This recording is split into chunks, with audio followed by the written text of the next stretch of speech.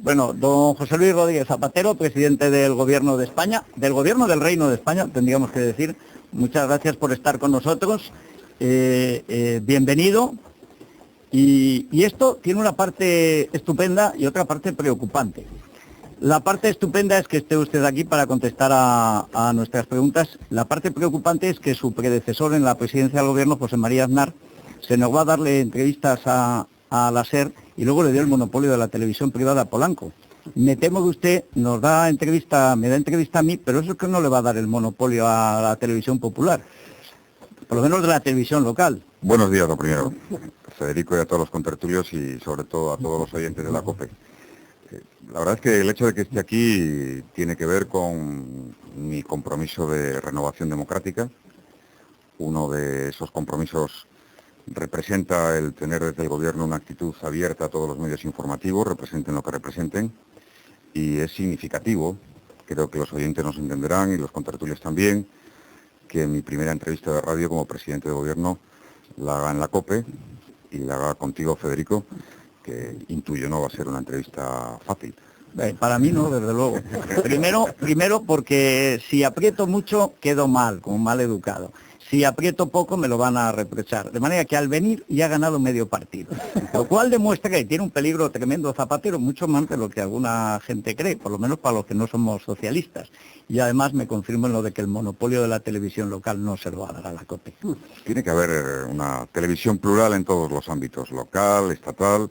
Y fíjese que en España no tenemos muchas televisiones privadas, somos de los países que menos televisiones privadas tenemos.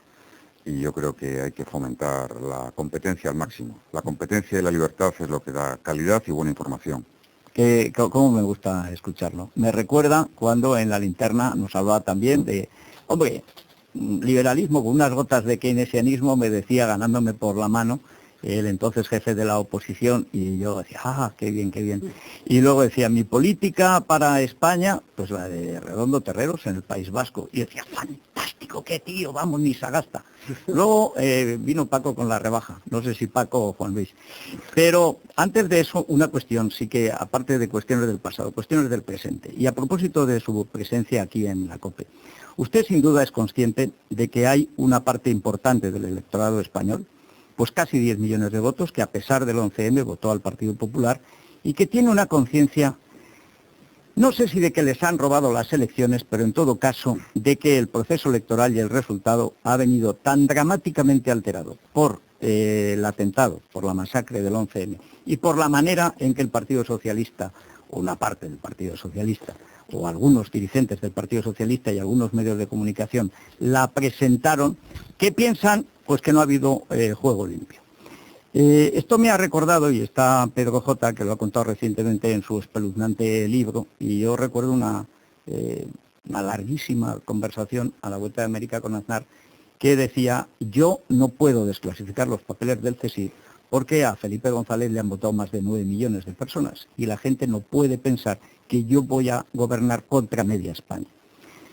¿Cómo va usted a evitar que esa media España que siente que le han volado la cartera, a lo mejor no es verdad, pero en todo caso lo siente, no tenga la impresión de que usted gobierna contra ella, que va a ser presidente de todos los españoles?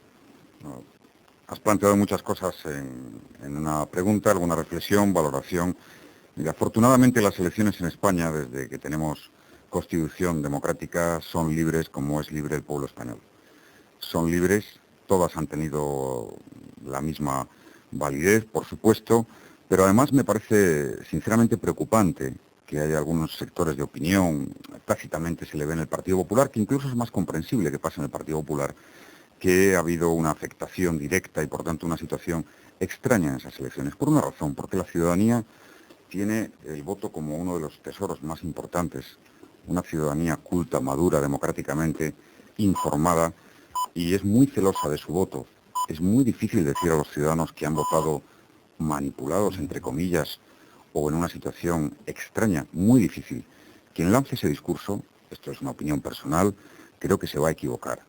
Y el partido, en este caso el PP, que no asuma razonablemente, que no es fácil, yo lo comprendo, una derrota política, como pasa en democracia siempre, nosotros hemos tenido victorias y derrotas, pues seguramente eso va a alargar su proceso de reflexión. Pero todos los ciudadanos vivieron esta legislatura. Si alguien cree que el voto se decide en última hora, está muy equivocado.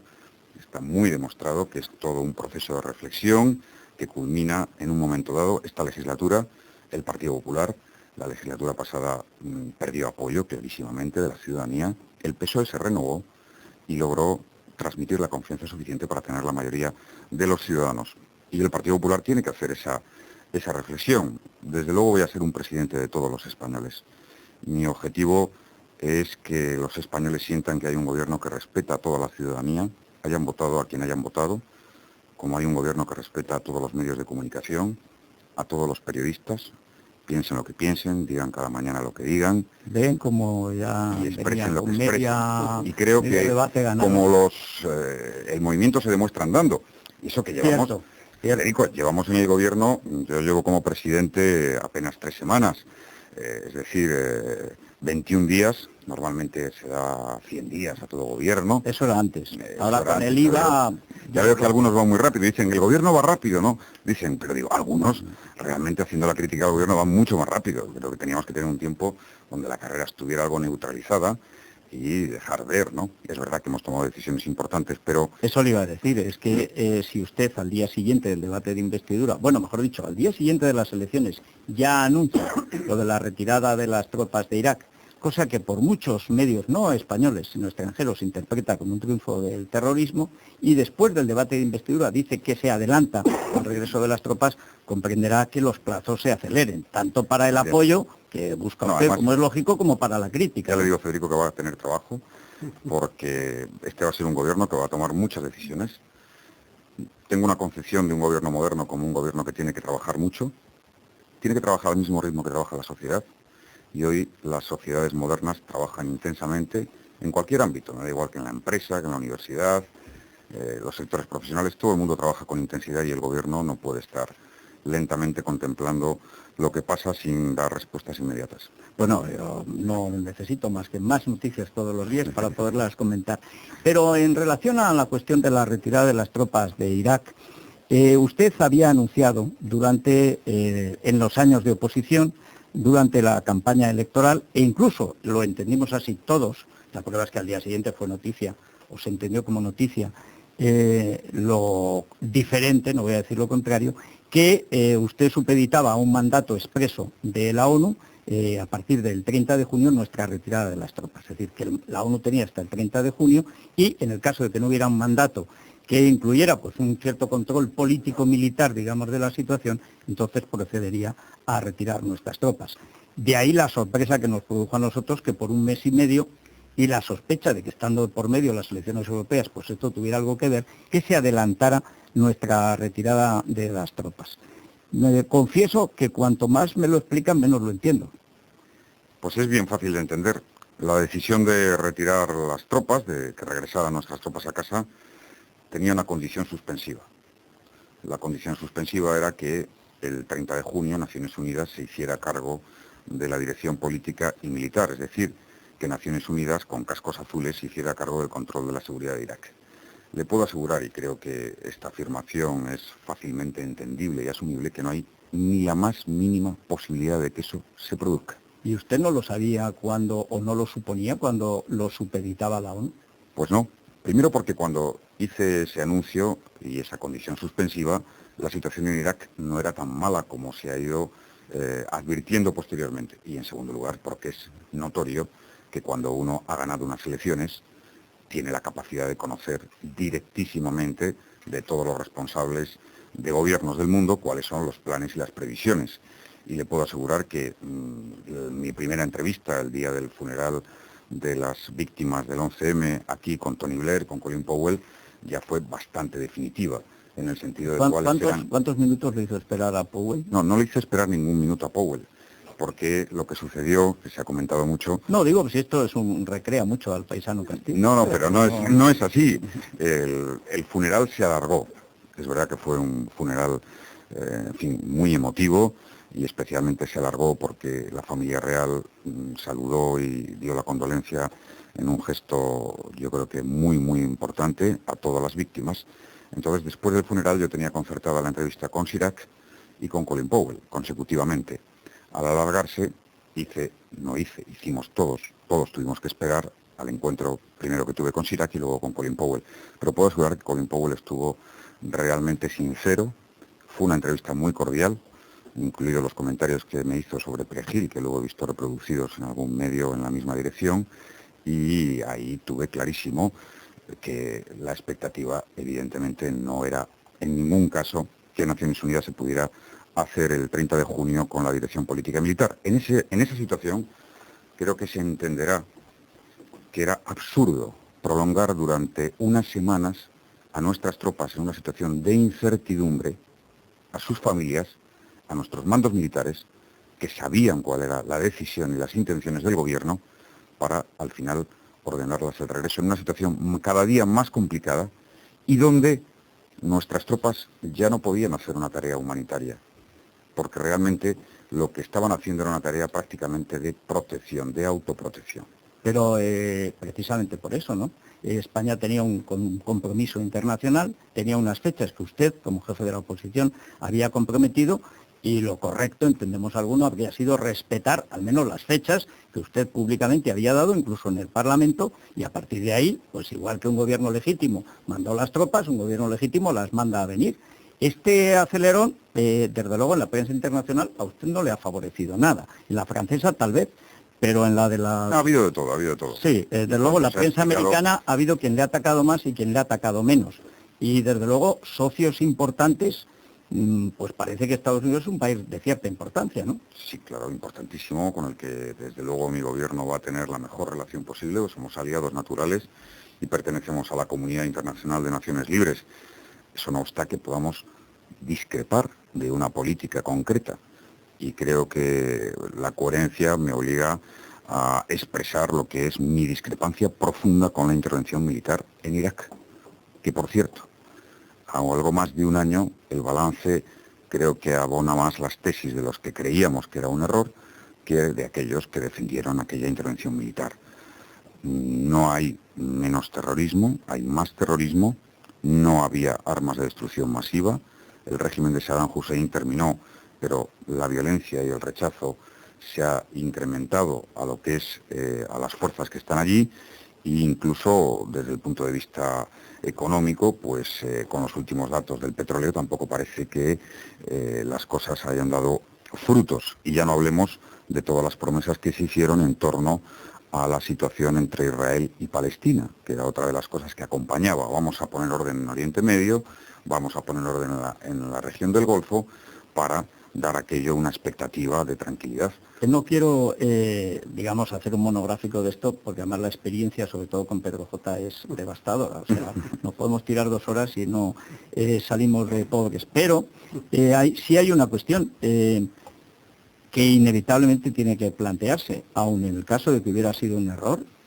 Si todos los países hicieran como España y salieran corriendo de Irak, ¿usted cree que eso favorecería la estabilidad de la zona, mejoraría las expectativas de paz en Oriente Medio, mejoraría también la situación de la lucha contra el terrorismo islámico? Y si Estados Unidos hiciera lo mismo que nosotros, o los británicos, ¿usted cree que eso sería bueno? Hay muchos países que no han ido a Irak, sí. Muchas democracias occidentales que no han ido a Irak, que no han participado militarmente en Irak, porque creían que no era acertada ese camino y esa opción para presionar al régimen de Saddam Hussein, que había una expectativa de poder seguir con la tarea de los inspectores para comprobar o no si allí había armas de destrucción masiva o vínculos con el terrorismo, que ciertamente nadie ha podido poner encima de la mesa los datos fehacientes. Sí, cada vez que la comunidad internacional, ante un régimen dictatorial, sin duda oprobioso, como era el régimen de Saddam Hussein, decide hacer una intervención militar, tendremos que replantearnos el sistema de legalidad internacional, el sistema de Naciones Unidas, porque eso no está en la Carta de San Francisco. No hay autorización para hacer esas cosas. Entonces, por eso creía que era un camino equivocado. Y normalmente las cosas cuando empiezan mal, suelen terminar mal. Y hay de todo, ¿eh? Sí, hay de todo. Esa es la experiencia. Hernán Cortés en la noche triste. Y añadiré Estados Unidos y el gobierno del señor Bush es quien tiene que tomar las decisiones sobre la situación que tiene en Irak, desde luego, España, como miembro del Consejo de Seguridad, apoyará todo aquello que pueda ser razonable en el camino de la democratización, en el camino de la devolución de la soberanía, pero creo que tenemos el legítimo derecho, en consonancia con el deseo mayoritario de la ciudadanía española, de no tener participación militar en la situación que se vive en Irak. Y yo preguntaría, lo he dicho alguna vez públicamente, ¿qué política exterior o qué política de orden internacional es esa que no es comprendida por los pueblos? De una manera tan evidente. Hombre, porque aquí en España respondería, por ejemplo, la de Churchill en 1938. Aquí en España el 80% de la población no tiene nada que ver. Sí, tiene mucho que ver, la gente tiene miedo. Esto es tanto como comparar a Saddam Hussein con Hitler, y de verdad intelectualmente... A lo que más se ha querido parecer intelectualmente y en términos históricos es muy discutible, dejémoslo ahí, porque quiero estar en este tono entrañable que tenemos hoy. Pero, por favor, Saddam Hussein no representa ni representaba la amenaza para el mundo que representaba el régimen de Hitler. Eso es evidente y notorio. Más miedo a los ingleses, Hitler, desde luego, que Saddam Hussein. Pero bueno, pero es importante, es importante esta consideración que yo creo que decía, que es muy difícil llevar adelante una política exterior de seguridad y un orden internacional si no se tiene el respaldo de la ciudadanía. Fíjese, cuando hubo las masivas manifestaciones en el mundo ante una intervención militar en Irak, ante un régimen como el de Saddam Hussein, mi reflexión fue que la gente intuía, y la gente normalmente tiene una gran intuición de por dónde van las cosas, la gente intuía que ese iba a ser un camino equivocado, si no nos explica que hubiera habido una respuesta tan masiva. Bueno, la última cuestión, y nos iremos a la bolsa a ver cómo va, porque luego hablamos de economía, que hay una situación delicada a propósito del petróleo y de otros asuntos de la economía nacional e internacional. La última cuestión, al parte de la valoración de por qué se fue a la guerra, qué es lo que se ha hecho, la situación que hay y tal, que por supuesto es discutible y no nos vamos a poner de acuerdo. No nos hemos puesto de acuerdo Pedro y yo, pues difícilmente nos vamos a poner de acuerdo usted y yo. Usted y Pedro sí, parece que están demasiado de acuerdo. Pero en fin, ¿Me preocupa? Me preocupa por las ventas del periódico. Bueno, pero sí hay una cuestión. En muchos medios se ha interpretado que el cambio de política español, es decir, el apoyarse en París, no voy a decir apoyar a París, pero sí apoyarse en París en vez de Washington, el optar por la vuelta, digamos, a una situación de relación privilegiada con Francia en vez del vínculo atlántico, el optar por el eje franco-alemán en lugar de por esa alianza Gran Bretaña, Portugal, España e Italia, que de alguna manera se había diseñado en los últimos años, es un éxito, por supuesto, de Chirac y de Mohamed VI, pero también de los terroristas. Ese elemento psicológico interpretativo, probablemente injusto, pero que en todo caso usted sabe que se va a hacer, ¿cómo lo va a combatir? Es decir, aceptando que ya estamos ante una serie de hechos consumados. Yo creo que lo correcto hubiera sido esperar un mes más, que no era tanto, pero en fin, estas son las cosas, ahí están. Ahora, la idea de que España es débil para el terrorismo es lo peor, o sea, para nosotros es lo peor y para el terrorismo es lo mejor. ¿Cómo va a combatir usted esa idea de debilidad, de que nos han pegado un bombazo, hemos cambiado de gobierno y hemos cambiado de... No, precisamente es lo contrario. Es que a mí, y creo que a ningún gobierno ni a ningún proyecto político le debe afectar un atentado terrorista. Yo tenía un compromiso con la ciudadanía española en torno a las tropas, en torno a nuestra política exterior, en torno a Irak, antes del 11 de marzo. Y lo que hubiera sido cambiar y, por tanto, ceder, modificar una política, era si hubiera cambiado como consecuencia de la brutalidad terrorista del 11 de marzo. La reflexión, sencillamente, creo que es la contraria. Y entro un poco en lo de París y Washington. Es decir, España tiene como gran prioridad, como gran estrategia de Estado, desde la transición democrática, su vocación europeísta. Es decir, es normal que con aquellos países que hemos construido nada más y nada menos que la Unión Económica y Monetaria, con aquellos países que compartimos moneda, que es el cambio más sustancial que se ha producido en un proyecto histórico de unión de países, como es el euro, con aquellos países con los que vamos a compartir, espero que en poco tiempo, un sistema de defensa común, como va a ser la Unión Europea, no tengamos la mejor relación posible, gobierne quien gobierne en París, en Bonn, en Berlín, perdón, en cualquiera de las capitales europeas, sin duda, es nuestra gran opción.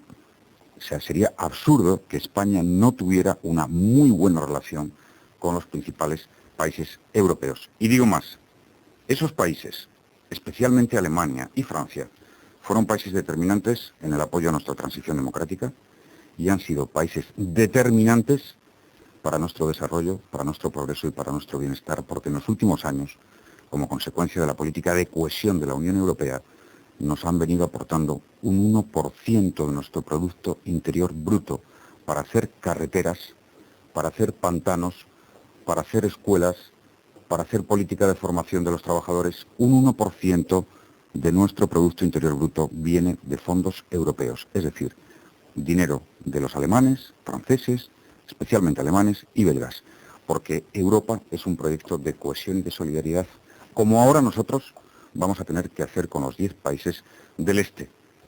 Yo desde aquí proclamo el agradecimiento que creo sinceramente que la sociedad española debe tener al conjunto de los países de la Unión Europea que han ayudado tanto a la democracia, al bienestar económico de España, como hoy quiero que toda Europa ayude a la democracia y al desarrollo económico de los 10 países de la ampliación. Y eso es perfectamente compatible con tener algunas relaciones con Estados Unidos, con las que tenemos una alianza y con las que, lógicamente, el vínculo transatlántico es importante. Pero, perdóname, primero Europa, la visión del mundo desde Europa, después nuestros vínculos históricos con Latinoamérica, el Mediterráneo, y luego el vínculo atlántico. Creo, además, que es la posición mayoritaria de los españoles. Bien, no puedo estar más en desacuerdo con usted, pero como de todas maneras tenemos que ir a la bolsa. ¿Usted tiene acciones en la bolsa? No. ¿Y por qué? ¿No confía en el...?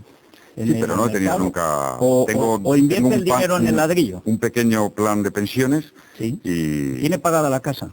No, todavía tengo... O sea, que invierte en el ladrillo. Claro, pero es mi primera y única vivienda. Me parece, bueno, eso es una... Bueno, primera no, ese chamizo que tiene ahora realquilado... Primera no, porque tenía una León y la vendí. Quiero decir que es la vivienda que dedico únicamente, no como inversión, sino como hogar. Ahora estoy en otra vivienda, que es obviamente del Estado, que es la Moncloa, ¿no? Que tiene fantasmas. Sí. Sí. No, a mí me parece que es un sitio enormemente agradable para estar. Sí. Vamos, estará embrujado ya. Por lo menos mi experiencia es que es una vivienda muy más que digna, una vivienda muy buena y que tiene un entorno muy agradable, de jardines, de arbolado, y que, en fin, es un privilegio vivir allí.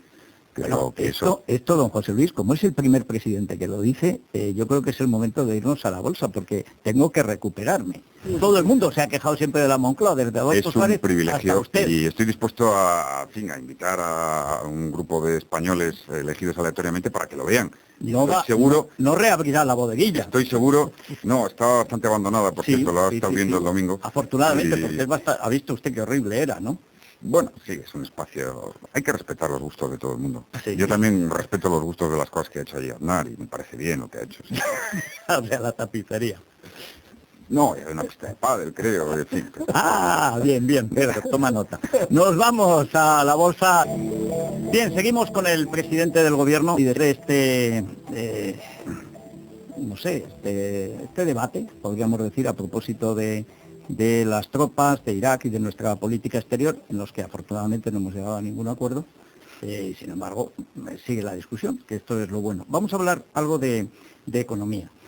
A lo largo de la campaña electoral, un poco antes, pero sobre todo durante la campaña electoral, cuando surgía la estrella de Miguel Sebastián, se habló de cambiar el modelo económico de crecimiento del Partido Popular, que en términos de empleo pues ha sido el mejor desde las Cortes de Cádiz, el 50% más de puestos de trabajo de los que se encontró Aznar al llegar.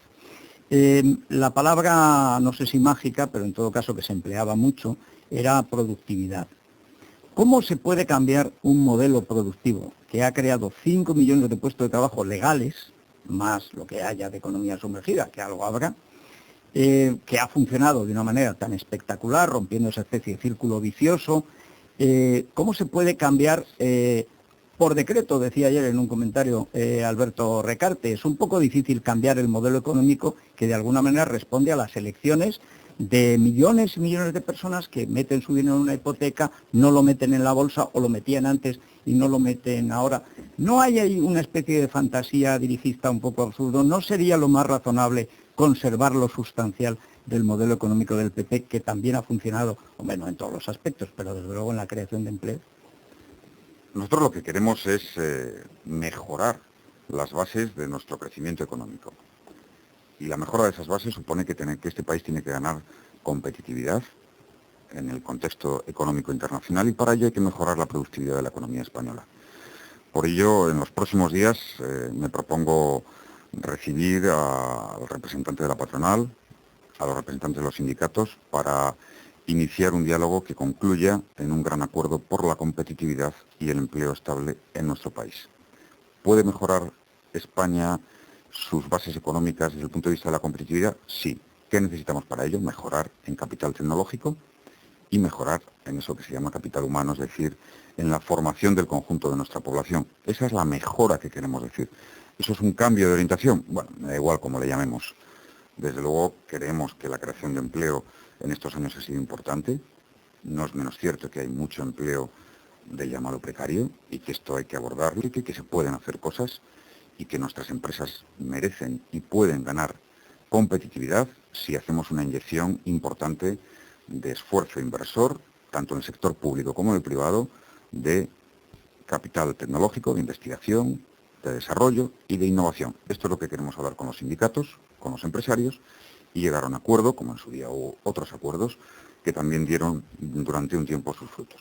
A propósito de innovación, hay en medios empresariales una enorme inquietud, por decirlo suavemente, no voy a decir un cabreo moruno porque se podría interpretar de otra forma, porque había 2.000 millones de euros en industria, precisamente para innovación en las empresas punteras, y eso ha sido trasladado a educación para que los rectores lo distribuyan. Y claro, los empresarios piensan que ellos lo habrían hecho mejor y que era el dinero que había y que, a saber. Hombre, lo que hay, parece un consenso general, es que el Ministerio de Ciencia y Tecnología, diseñado por el gobierno anterior, fue un fracaso. Mire, eso os lo voy a conceder. Bien, entonces nosotros hemos cambiado de modelo, hemos integrado una parte del anterior Ministerio de Ciencia y Tecnología, se ha vuelto, porque entendemos que tiene que haber una mayor vinculación de la investigación básica con la investigación aplicada, y una parte de lo que era el Ministerio de Ciencia y Tecnología se ha quedado en industria. En todo caso, ambos ministerios tienen que trabajar conjuntamente, y el gran reto de nuestro proceso de aplicación de la investigación básica es una interacción mucho más poderosa entre la universidad y la empresa, que eso es lo que no se ha conseguido en los últimos años y que ese es el reto que tienen los dos ministerios. Y desde luego había un malestar profundo en la universidad, había un malestar profundo en la investigación básica, ha recuperado ahora un espacio, investigadores de todos los colores, rectores de todos los perfiles. Bueno, casi todos. Esto contribuyó mucho el Partido Popular, porque puso en marcha un sistema electoral que benefició, en fin, nosotros lo veíamos venir, pero claro, por eso no nos parecía nada mal, beneficiaba claramente las candidaturas progresistas, ¿no? Pero no suele coincidir mucho eso con el intento de colaborar con la industria, más bien el progresismo en la universidad. Hay buenos ejemplos y caminos adecuados, que son algunos muy buenos parques tecnológicos que se han creado en los últimos tiempos en nuestro país, que son referencia, y ese tiene que ser el terreno. Desde luego, universidad y empresa tienen cada día que profundizar en su trabajo. En el próximo presupuesto del Estado, las partidas relativas a I+D+I van a tener un aumento sustancial. Hemos comprometido en torno al 20-25%, y España necesita ser un país mucho más volcado a la ciencia, apoyar mucho más a sus investigadores públicos y los que estén en el sector privado. Creo que eso es lo que hace a las economías hoy en el mundo, a las más poderosas, más fuertes y con más capacidad para mantener crecimiento y crear empleo. No vamos a competir con salarios bajos, no vamos a competir. Hay muchos países... ¿Cómo que no vamos a competir? No vamos a competir. Es uno de los elementos de competencia que entendemos. Hoy ya no va. Hoy la competencia para la localización industrial no se sitúa ya en los salarios bajos, se sitúa en la formación de la población, en el sistema educativo, y se sitúa en la capacidad tecnológica de un país. Eso es lo determinante. Los países que dan el índice de mayor afluencia de inversiones son los que tienen mejor capital tecnológico y mejor capital humano. Y ahora tenemos un reto de gran importancia, porque los 10 países de la ampliación tienen una formación en su población muy alta, tienen un capital humano, por tanto, bien formado, y además, no digo que no influya, pero no es el factor determinante. Bueno, si nuestro país avanza en el sistema educativo, en la mejora de la educación y en un fortalecimiento del capital tecnológico, tendrá muchas más probabilidades de ser fuerte económicamente. La estructura económica de cualquier país y sobre todo para la actuación de cualquier gobierno depende de digamos, del modelo fiscal. En estos momentos hay el modelo que hemos conocido en estos últimos años, que a pesar de las 2 bajadas de impuestos, todo lo limitadas que se quieran, pero 2 bajadas, ha aumentado la recaudación, se ha agilizado bastante. Antes dábamos una buena noticia, que probablemente es la primera buena noticia económica de su gobierno, y es que no se ha notado el cambio de gobierno. Digo, en la cuestión de Hacienda. En Hacienda, pues los resultados del último mes son buenos. Sin embargo, hay una cosa pendiente. ¿Quién piensa que la economía va a ir mejor? Incluso yo creo, es posible. Pero no, creo que es bueno resaltar. Me encantaría. Es bueno resaltar que el ámbito empresarial, las empresas de este país acogieron a este gobierno de una manera francamente positiva. Pero no haga caso, a Solchaga, que los arruinaba a todos, también lo aplaudían. O sea, que no se fíe de Cuevas y compañía. Bueno, pero hay una cuestión, decía, de fondo, que es la financiación autonómica.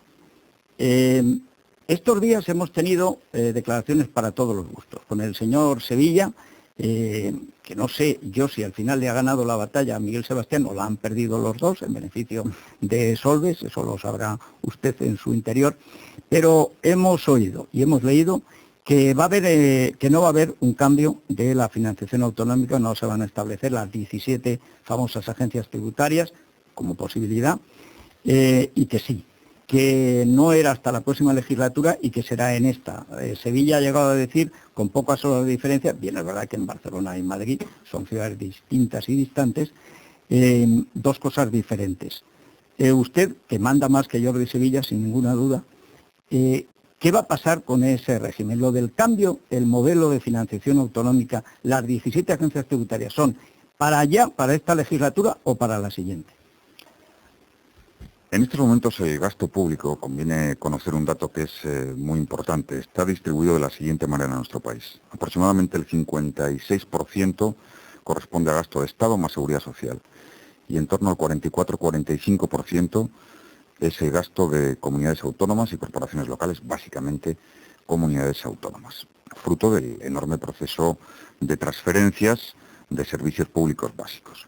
¿Dónde está, desde mi punto de vista, el problema que tenemos como gran debate para los próximos años, que afecta al modelo de financiación autonómica, porque afecta a un servicio público básico que gestiona las comunidades autónomas? Está en la sanidad. En la sanidad. Hace 15 o 20 años creíamos que el problema de financiación del estado del bienestar iba a estar situado en las pensiones públicas, en el sistema de protección de seguridad social, y afortunadamente el tiempo ha desmentido algunas de esas tesis, pero donde tenemos un problema de financiación que afecta a todas las comunidades autónomas, y algunas de manera muy singular, a Cataluña, a Madrid, que tiene unos déficits muy notables en la sanidad pública, no hay más que darse alguna vuelta por los hospitales o ver lo que dice la ciudadanía, está en la sanidad. Por tanto, mi primer gran objetivo de cara a lo que puede ser un debate en torno a un modelo de financiación autonómica nuevo, que en todo caso, uno, necesita debate sereno, gran consenso, el objetivo de que las comunidades autónomas tengan suficiencia financiera y, por supuesto, el mantenimiento del principio de cohesión y de solidaridad. Pero yo soy comprensivo, y creo que todos tenemos que serlo, ante los problemas de financiación que algunas comunidades tienen, especialmente en el tema de la sanidad. Ahí es donde queremos empezar a trabajar, más allá de las agencias tributarias, que para mí es un tema menor, que creo que esto se formó un debate excesivo al principio. La agencia tributaria no es más que un modelo organizativo de lo que representa la administración en materia de Hacienda que tienen las comunidades autónomas. Es un modelo organizativo. Es conveniente que se definan mejor los ámbitos de gestión, de recaudación y de inspección que tiene Estado y comunidades autónomas. Yo creo que sí. que es bueno además que los espacios fiscales se delimiten bien, para que los ciudadanos sepan qué espacio fiscal corresponde a cada uno, Sí, y que luego... quién recauda y quién gasta. Exactamente. Y luego en la práctica tiene que haber una administración mixta, tributaria. ¿Por qué? Porque hay una parte de los impuestos que recaudan las comunidades autónomas y que, por tanto, sobre los cuales tienen potestad normativa, otros que son cedidos, tienen que inspeccionar, y la inspección, si se hace conjuntamente, de manera consorciada o mixta, funcionará mucho mejor. Pero, don José Luis, ahí se plantea un problema. Es decir, todo el mundo interpreta en clave política que Cataluña pesa mucho y sobre todo pesa mucho en este gobierno. Por Maragall y por los aliados de Maragall, que además son también los suyos. El modelo, digamos que el nacionalismo catalán, tanto Esquerra como PSC, que es el que pinta, digamos, más planteaba, era pagar por renta, recibir por población. Y nos parecía entender que usted en un primer momento hacía suyo ese modelo.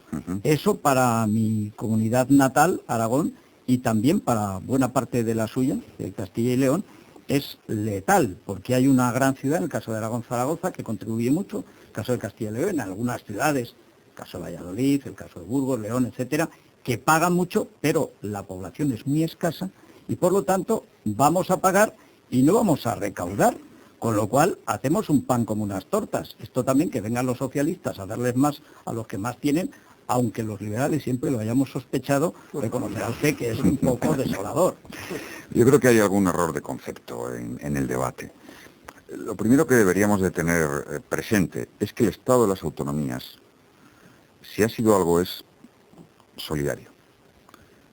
La evolución de las regiones, de las comunidades autónomas, de los últimos 25 años hacia aquí, salvo ligera excepción, ¿qué ha puesto de manifiesto? Ha puesto de manifiesto que las regiones menos desarrolladas se han ido acercando en renta y en Producto Interior Bruto a las regiones más desarrolladas. O sea, la horquilla se ha ido cerrando. Pero porque todos hemos subido. No, en términos relativos. No es que uno salvo el País Vasco. Obviamente en términos relativos hablo, sí. Pero la distancia que había entre Extremadura y Cataluña hace 30 años es menor hoy que la que había hace 30 años.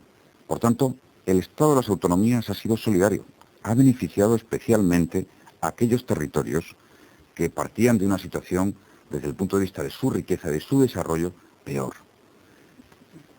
Esto representa algo muy importante, que es que la ciudadanía debe saber que autonomía ha sido igual a solidaridad, que el régimen en donde había más diferencias regionales, en renta, en producto y en desarrollo, era el régimen centralista y autoritario que tuvimos con el general Franco.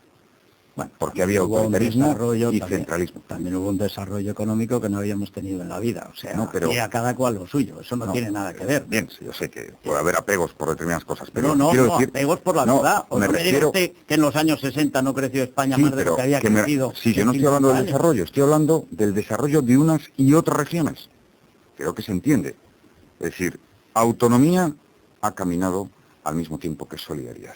Quienes han tenido, digamos, en términos relativos, mayor beneficio, han sido Extremadura, ha sido Andalucía, ha sido Castilla-La Mancha, ha sido Castilla y León, que han ganado terreno en su acercamiento a la media nacional y, sin embargo, otras comunidades autónomas pues no han seguido ese ritmo de las que estaban históricamente más desarrolladas. Sí, la que más ha crecido es Madrid. ¿Por qué? Porque hay instrumentos muy poderosos de cohesión y de solidaridad en el Estado de las autonomías. ¿Pero para este año o para la legislatura que viene? No, para esta legislatura, el debate se va a producir en esta legislatura, sin duda alguna. Insisto, preocupación esencial, financiación de la sanidad. Es donde el Gobierno advierte que las comunidades autónomas, algunas de ellas, y en general el sistema, va a tener que tener un esfuerzo singular. Segundo, mantenimiento del principio de cohesión.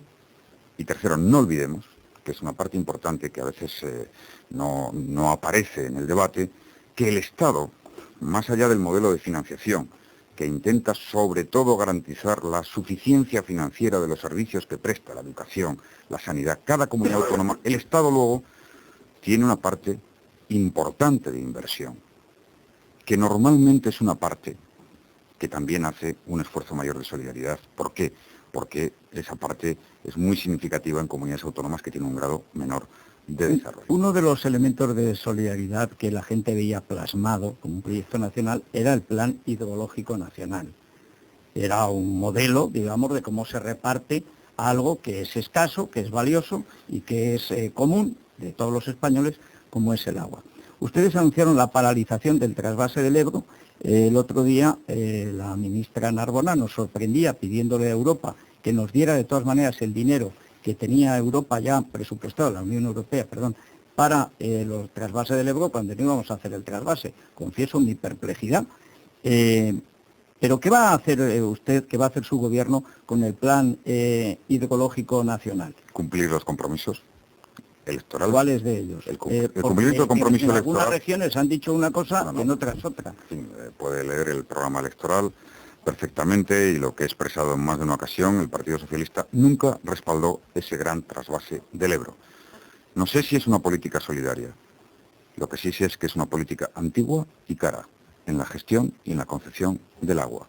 Y lo que no tenemos ninguna duda es que la financiación para obras hidráulicas de infraestructura y de captación y generación de agua, como son todos los procesos que en estos momentos cada día están más avanzados de desalar agua, va a ser financiado por la Unión Europea. Eso es más caro todavía. No, es más barato, porque aquí nadie ha dicho lo que iba a costar a cada agricultor un trasvase gigantesco en inversión, con un coste energético elevadísimo, porque hay que hacer varias elevaciones para que en un discurrir de cientos de kilómetros, llegara a las tierras de Almería, de Valencia y de Alicante. Vamos a hacer obras de infraestructura, plantas de desalinización, con financiación de la Unión Europea, que por supuesto va a financiar este modelo con mucho más interés que ese proceso de gran trasvase del Ebro, porque la política de grandes trasvases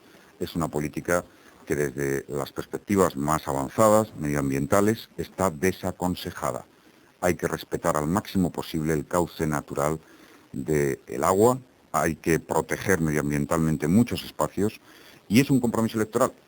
Sí, que también ya sabe que intentó sí. cumplir los compromisos electorales. Dijimos que íbamos a paralizar la Ley Orgánica de la Educación. Sí, por cierto, un desastre, pero efectivamente no han cumplido, por desgracia. Dijimos que íbamos a hacer una nueva política del agua y vamos Sí. a hacer una nueva política del agua. Dijimos que iba a haber una directora de Radio y Televisión independiente y hay una directora de Radio y Televisión independiente. Dijimos que iba a haber un fiscal general del Estado independiente y hay un fiscal general del Estado. Hombre, al menos tiene un aval inicial. Vamos a verlo, igual que la Cafarel, vamos a verlo. El señor fiscal general del Estado tiene un aval inicial, ¿no? Que en su día participó en determinada resolución judicial que desde luego no era muy favorable a algún importantísimo responsable del Partido Socialista. Y la televisión pública la vamos a hacer plural, independiente, en los términos que el Consejo de Reforma, el Consejo de Sabios, marque, que serán los que adopte el Gobierno y transformará en proyecto de ley. Y vamos a cumplir los compromisos. Una cuestión, don José Luis, aparte de que puede haber una mayoría, por ejemplo, en Valencia, en Murcia, en Almería, que se le manifieste a usted diciendo que era mejor el trasvase, con lo cual se planteará como siempre que gobernar es elegir, y elegir es contentar a unos y descontentar a otros, inevitablemente, ¿no? Pero en fin, no adelantemos acontecimientos, me parece muy bien que usted mantenga esa cuestión. A propósito de la competitividad, sin embargo, me sorprenden unas declaraciones del ministro Montilla, que yo no sé si él entiende la competitividad de una manera distinta, como la entiende el común de los mortales. Dice que se abre mucho los domingos en las grandes superficies y que él va a abrir menos. Esto yo no sé, a las grandes superficies existentes sin duda les parecerá estupendo, siempre con la excusa del pequeño comercio, pero a los consumidores, ¿quién nos defiende? ¿Esto es mejorar la productividad, cerrar más días de fiesta? Este es un debate eterno y apasionante entre economistas liberales y menos liberales. El menos liberal es Montilla, ¿no? Quizá, ¿no? Pero yo creo que fundamentalmente las comunidades autónomas son las que tienen un importante volumen de competencias a la hora de regular. Hay que llegar a un equilibrio.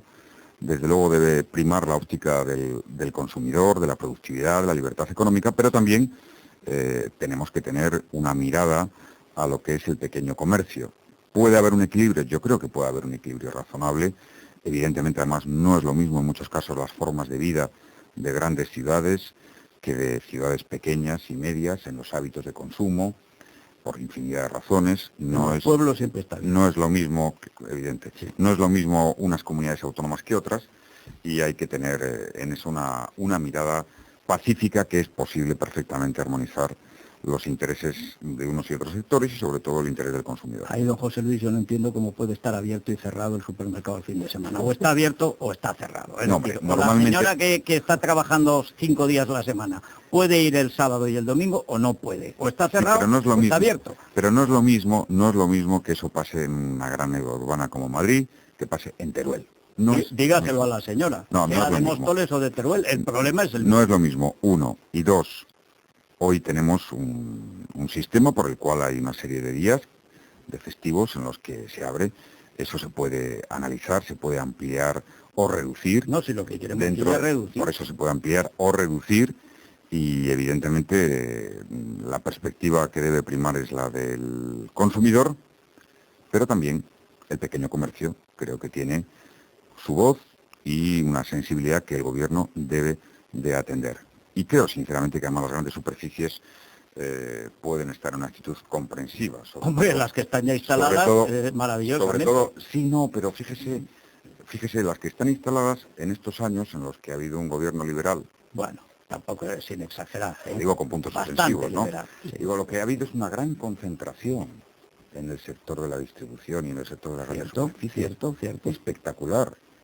¿Cierto? De ahí que pidamos más apertura. Sería bueno que se repasara en cuántas pocas manos está el 50 y tantos % de la distribución en este país.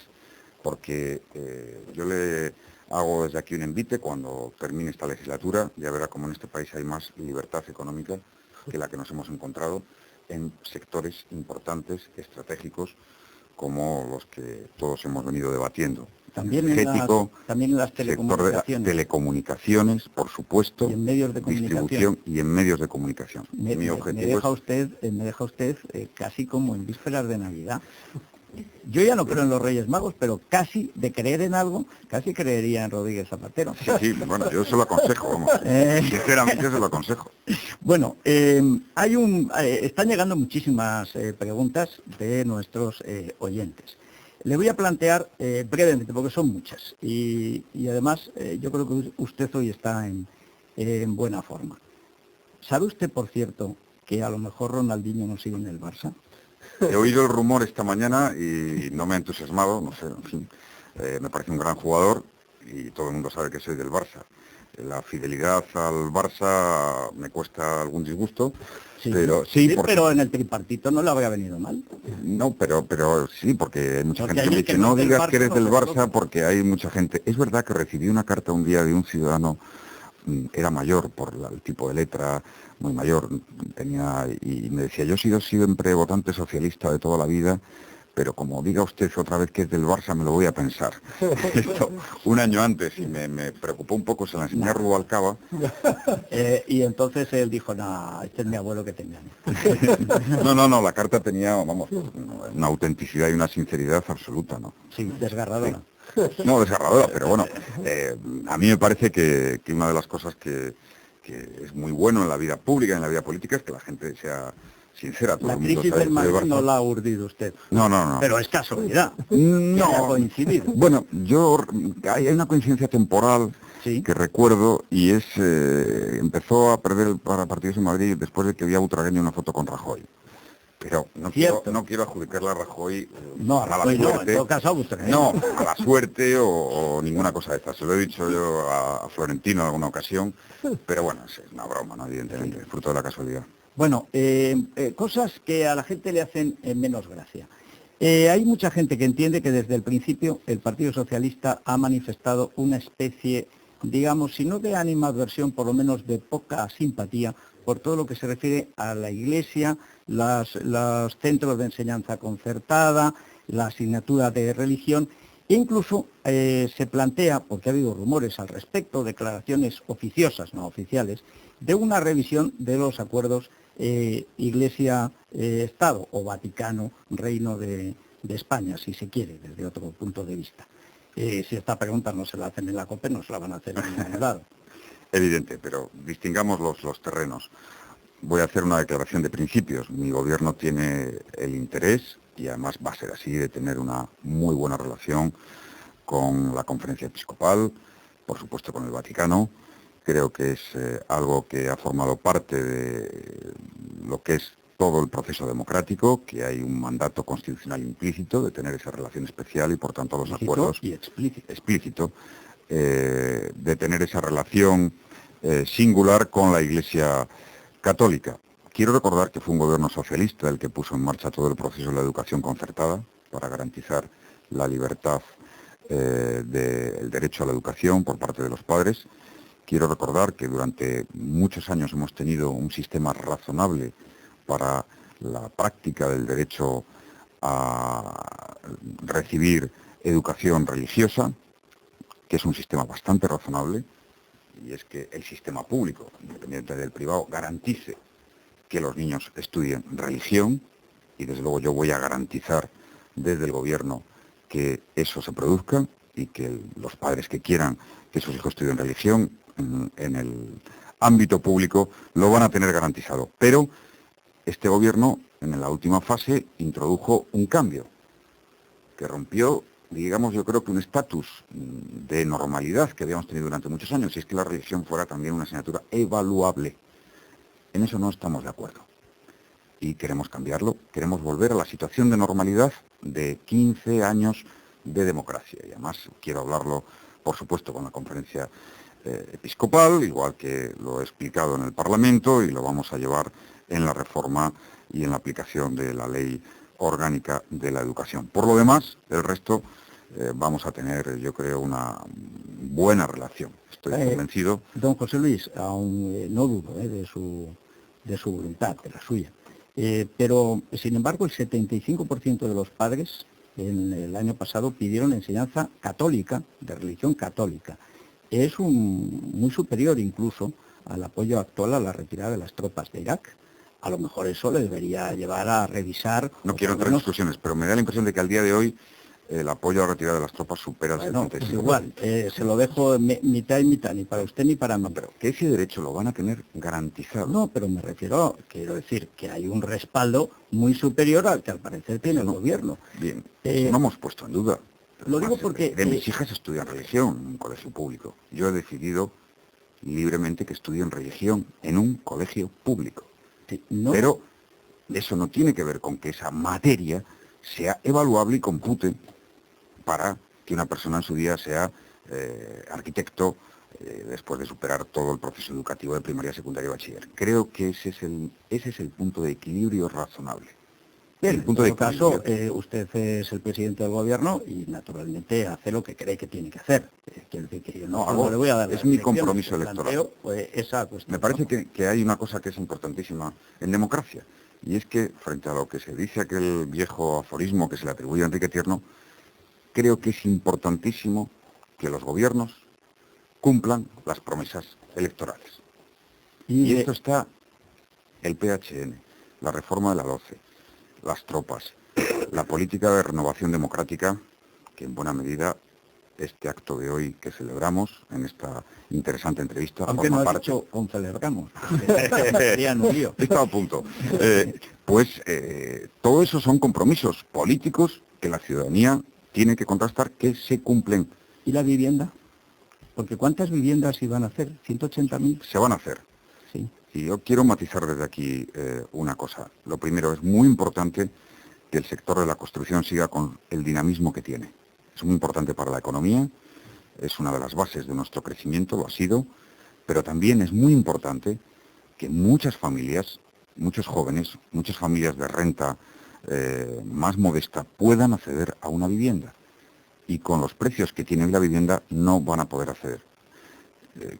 No creo que tardemos más de 15 días en aprobar el plan de choque en torno al acceso a la vivienda. Y va a ser un plan para la concertación con comunidades autónomas, con ayuntamientos, pero también con el sector privado de la construcción. A ese lo concertará usted fácilmente, porque hay cosas que son más fáciles que otras. Otra cosa es bajar los precios cuando la demanda sigue siendo superior a la oferta. Si hay una buena gestión del suelo público, Si hay una buena gestión del suelo público, por supuesto que se pueden hacer una vivienda accesible. De hecho, hay municipios aquí cerca de Madrid, como Fuenlabrada, como Alcobendas, donde ha habido una promoción concertada entre el sector privado y lo que representa un ayuntamiento, dando facilidades de suelo público con precios de viviendas muy accesibles. Pero además de eso, nosotros queremos sobre todo promover el alquiler. Este es un país que tiene muy poco alquiler, tiene mucho piso vacío. Para ello vamos a hacer una agencia pública de alquiler que garantice jurídicamente. Otra burocracia. No, es una agencia de muy poca gente. Nosotros tenemos... Pues... No, veremos los datos al final, sí, pero sí. Un gobierno socialista... Sí, está bien. Un gobierno socialista, yo siempre me he proclamado socialista. Me parece muy bien. Va a tener seguramente una estructura organizativa completa de lo que es la cabeza de la administración, menor que el gobierno, entre comillas, liberal, que era el Partido Popular, y seguramente vamos a tener un gasto corriente menor, en cuanto se vea el próximo ejercicio presupuestario, que el gasto corriente que tenía el Partido Popular. Bueno, por ejemplo, si lo consigue, va a ser muy llamativo, en aplaudirle. Va a ser muy llamativo la reducción, que es gasto corriente, en todo lo que significa la partida de publicidad, propaganda y campañas que tenía el gobierno del Partido Popular. Cuando las cifras sean aportadas, va a ser muy llamativo, especialmente en algunos ministerios, como por ejemplo el Ministerio de Trabajo y Seguridad Social. Bueno, se nos está terminando la entrevista y hay una última cuestión que yo sí le quisiera plantear, volviendo al principio. A propósito de la sensibilidad de una parte sustancial de la opinión pública española, en la que además, si quiere durar en el gobierno, tendrá que apoyarse de una u otra manera, porque si no conquista una parte, digamos, de esa sensibilidad, de esos 10 millones de votos de la derecha, es difícil, primero, que haya acuerdos estables con el primer partido de la oposición y único, prácticamente, y además para que pueda usted ampliar su base electoral y no tener esta mayoría un poco, no diré escuálida, porque buena es una mayoría, pero en fin. Sin embargo, da la impresión de que hasta ahora... Vengan muchas mayorías escuálidas como la que en este momento está en el Partido Socialista, se lo digo. Si usted cree que lo de la amarga victoria es mejor, ¿no?, que la dulce derrota. No, parece que, en fin, quiero dar un dato que a veces se olvida. El Partido Socialista ha obtenido en el 2004 el 42,6% de los votos. Felipe González, en el 89, tuvo 175 diputados, mayoría absoluta con el 39%. Este es uno de los mejores resultados que ha obtenido el Partido Socialista en su historia. Bueno, y el segundo mejor del Partido Popular. Tampoco hay que olvidarlo, ¿eh? Quiero decir que aquí todos han mejorado. Con el porcentaje de voto que hemos tenido, no hemos tenido un número de escaños, no nos ha favorecido el reparto con la ley. Ya, pero a eso voy. Las dos fuerzas de implantación nacional tienen un peso enorme, el 90% del voto. Sin embargo, la sensación que hay es que usted está más dispuesto a dialogar y a talantear amablemente con la Esquerra o con los comunistas que con el PP. Y a mucha gente le parece imposible mantener unos criterios nacionales realmente de política nacional, apoyándose en grupos que no son nacionales, que son abiertamente separatistas, y no en el otro gran partido nacional. Esto después del 13 de junio, porque antes de las elecciones, en fin, sería un milagro excesivo que los políticos no buscaran el voto. Pero después del 13 de junio, ¿usted cree que puede reconducir con Rajoy esas relaciones actualmente inexistentes entre esos dos partidos, que son las dos ruedas en las que puede funcionar España? Si pincha una o se la cargan, esto no rueda, se acabó. Hombre, la rueda sobre la que funciona España es fundamentalmente los ciudadanos, ¿no? Y la sociedad española, que normalmente da lecciones a los políticos y a los partidos, como lo que representó la lección en torno al 11 de marzo, que hoy, por cierto, cumplimos dos meses de ese trágico atentado. Valen más los hechos que las palabras. Y en política y en temas tan serios como es la política antiterrorista, mucho más los comportamientos y las trayectorias que no los desencuentros coyunturales. Yo he sido líder de la oposición cerca de 4 años. Yo propuse el pacto antiterrorista y por las libertades. No tenía ninguna obligación de hacerlo. Lo hice para ayudar al gobierno y por una visión de Estado de que unidos PP-PSOE acabaríamos antes con el terrorismo, que era imprescindible. Lo propuse. Hubo incluso alguna ironía inicial y ahora este pacto es bendecido, elogiado y querido por el Partido Popular. Le voy a decir, me alegro que así sea. Sí, pero usted gobierna con los de Perpiñán. Un momento, déjeme terminar la reflexión. Me alegro que así sea porque el pacto va a seguir. Yo voy a entregarme al pacto como no se entregó el anterior presidente de gobierno. Yo mañana voy a acudir al pacto. Nunca el señor Aznar fue a una reunión del pacto antiterrorista y lo voy a hacer como símbolo de mi compromiso directo y personal con ese pacto, ante el señor Rajoy y ante el Partido Popular. Y en el desarrollo de ese pacto y en la política antiterrorista he tenido una actitud de entrega al gobierno. Tengo que decirlo así, porque entrega al gobierno es como hice dar apoyo a la ley de partidos por una llamada telefónica, dar apoyo a la ilegalización de Batasuna por una llamada telefónica que no me hizo el anterior presidente de gobierno, que no me hizo. Incluso a mí no se me puso algunas veces, cuando le llamaba al teléfono. No volverá a pasar eso mientras yo sea presidente de gobierno. Usted lo que pasa con los fantasmas de la Moncloa. Bien, por eso hay que aprender de los errores ajenos, para no cometerlos, porque desde luego el señor Rajoy, siempre que me llame por teléfono y cualquier líder político, yo me voy a poner, por respeto a lo que representan. Y voy a ir mañana al pacto. Voy a defender el pacto, voy a mantener el pacto, voy a dar toda la información al Partido Popular y todas las medidas de refuerzo de la lucha antiterrorista van a ser compartidas con el Partido Popular. Es mi compromiso, lo va a poder comprobar en estos años. Y además de eso, quiero dar también información y escuchar a todos los grupos políticos en la política antiterrorista. Hay un antes del 11M y un después del 11M, lamentablemente para nuestro país, porque emergió brutalmente el terrorismo internacional. Y ya... ¿Por qué no le llama islámico, por cierto? Budista no es, católico tampoco. ¿Por qué le llama internacional? Bueno, igual que no me gusta llamar al terrorismo de ETA terrorismo vasco. Exactamente por la misma razón. Por respeto, respeto al islamismo. Porque hay millones de personas que profesan la religión islámica, que son la inmensa mayoría, pacíficas, que quieren la democracia, que tienen sus ideas religiosas.